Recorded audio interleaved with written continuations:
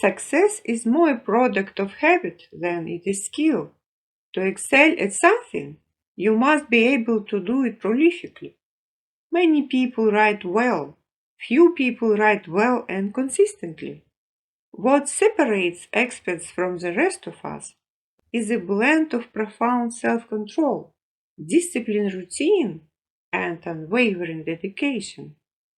While natural skill is more or less something you are born with, self-control is something you develop. Most people believe the opposite is true, that they can perfect their talent, but that the drive to do so will come easily. Our minds have a limited means for self-control. This is to say, we are only capable of withholding ourselves from our impulses and desires for a period of time each day. With practice, we can extend that period, but it is finite regardless. People who understand this use their time wisely. They eliminate unnecessary decision making, reduce distractions, minimize what doesn't matter, and then they focus. Over time, it becomes second nature. In fact, in the 1960s, psychologists identified three specific stages we must go through in order to acquire those new skills. Cognitive. When we first intellectualize the task, make mistakes, and ultimately devise new strategies to perform better. Associative. When effort is still required to complete the task, but it's less mentally strenuous than it was. Some aspects of the task are beginning to come naturally. Mistakes are still being made. Autonomous. We go into autopilot, or in some cases flow.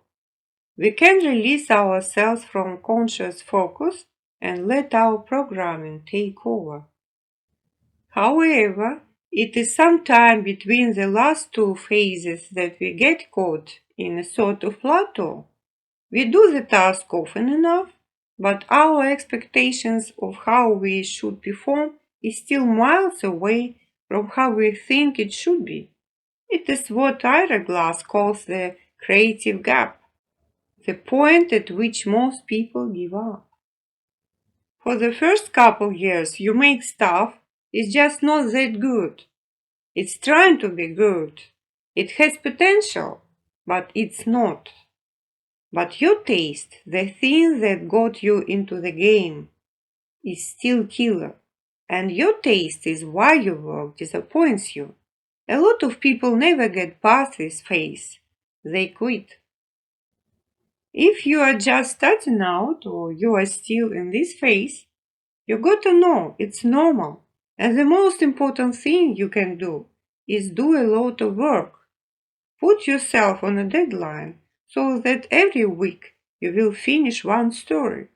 It is only by going through a volume of work that you will close that gap, and your work will be as good as your ambitions. And I took longer to figure out how to do this than anyone I've ever met. It's gonna take a while. It's normal to take a while. You've just got to fight your way through. The difference between the people who persevere to see that their work rises to their standard and the people who toss in the towel is not one of sheer, unprecedented talent. It's just a matter of having the often uncomfortable commitment to keep growing.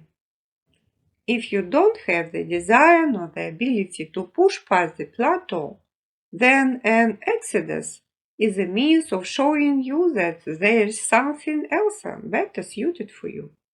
If you do, it means you must eliminate the unnecessary details.